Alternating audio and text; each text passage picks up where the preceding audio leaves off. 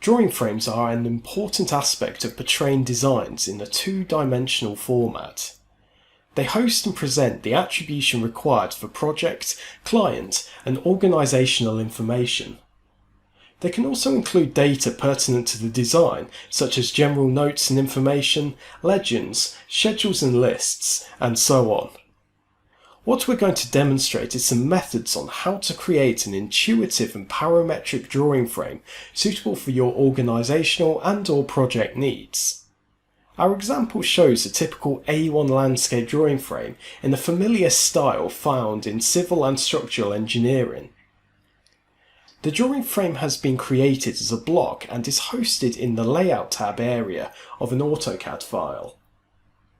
We can see that we've already identified the data we want to show inside of our drawing sheet, including project information at the top and drawing information below. If we enter the block editor, we're going to add our data attribution from the top down, starting with the project title. We're going to use the attribute definition to enable information hosting inside of our block. This attribute is going to be locked in position so that other users cannot consciously or accidentally move its origin. We're also going to enable our attribute to be multiple lines, as titles can be slightly longer than other attributes. As a default entry, we are going to include insert to prompt a user to input data into the attribute. By setting a boundary width, we can help ensure users don't create text entries which surpass the width of the drawing frame.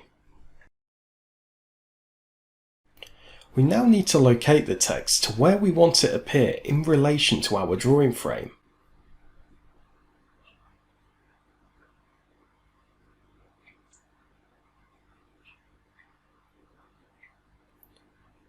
Once complete, if we close and save the block, we can perform an @sync in the command line, which will refresh the block's attributes inside of AutoCAD.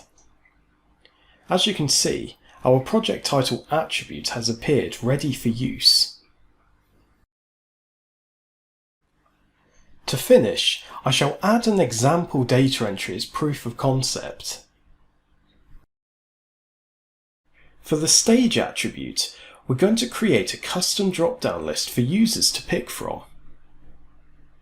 By using drop-down lists, organizations are able to more easily police data entry and help enable consistency throughout a project.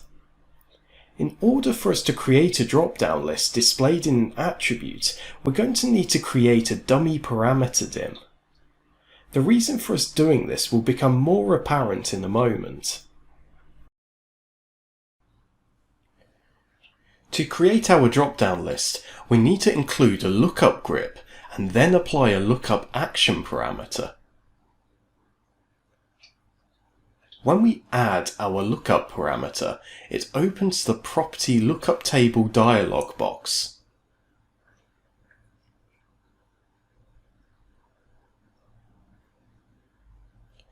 Here, we're going to assign our dummy dimension and then begin to apply the data we want to see in our drop-down list. The input properties on the left can simply be sequential numbering, as we're not interested in this information. On the right, we have the lookup properties, which is what we want our attribute to display.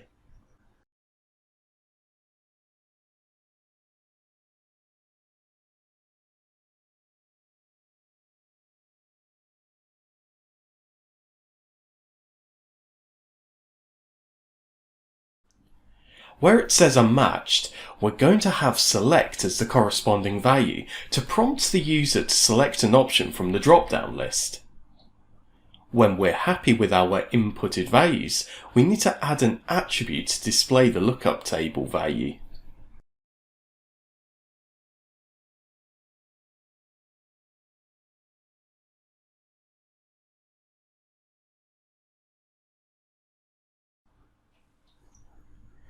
We can set up our attribute definition as per what we have done previously.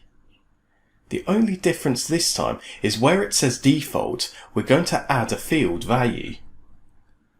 If we select block placeholder and then find our lookup table parameter from the list, in this case stage, this will enable the attribute to display the lookup table parameter value.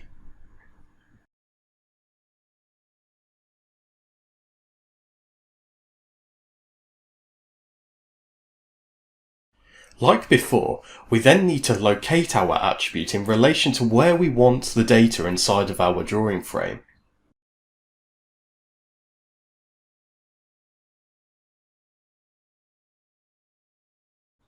When we save and close the block, we can synchronize the block attributes.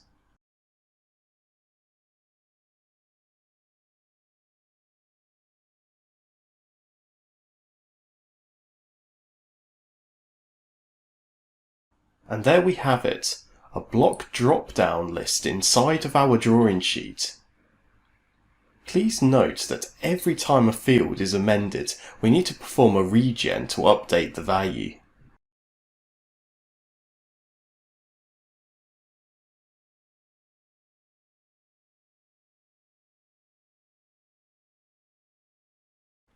For the directory and file name, we're going to add a multiple line attribute. To automatically insert the file path and name, we're going to insert a field.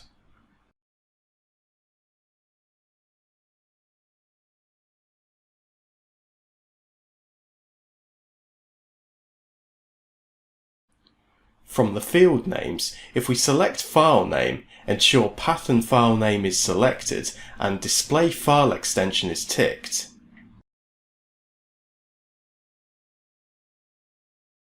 We now need to place the directory and file name attribute to where we want it in relation to the drawing frame. If we then save and close the block, perform the @sync command, we'll see the file path followed by the file name automatically appears as a field in our drawing frame. For the classification attribute, we want to input a code relevant to classifying a drawing type deliverable. As this attribute is always pertinent to a drawing, we don't want it to be changed, yet we still want it to be an attribute as opposed to text, so that we can export the data if required. We do this by creating a standard attribute, only this time we need to ensure the constant selection is ticked. We can then input the default value we want the attribute to display. As per the other attributes, we then need to place it in a suitable location relative to the drawing frame. Once located, we can save, close, and sync the drawing frame block. With the stage attribute, we included a drop-down list. For the status description and status code, we're going to follow a similar process, only this time we control two attributes via a single lookup grip, in this case the status description. We need to firstly add our dummy dimension parameter to act as an object inside of our lookup table. As we are controlling two lookup values from a single grip, it is imperative that we only have a single dimension controlling both sets of drop-downs.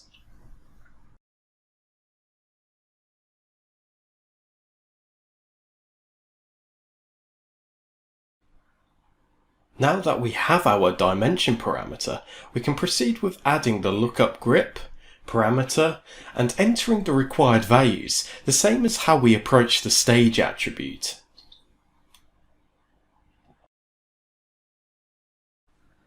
Once complete and we are happy with the values, we can include an attribute containing a field to represent the status description.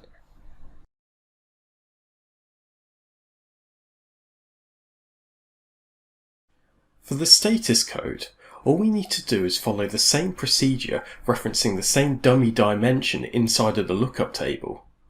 The only difference is, when we add our lookup parameter, we want to set the grip value to 0, as we only want to control both sets of values from a single drop-down menu. Once we have saved, closed, and performed an @sync for the block, we can now see we can alter the status description and the corresponding status code will change to the correct value.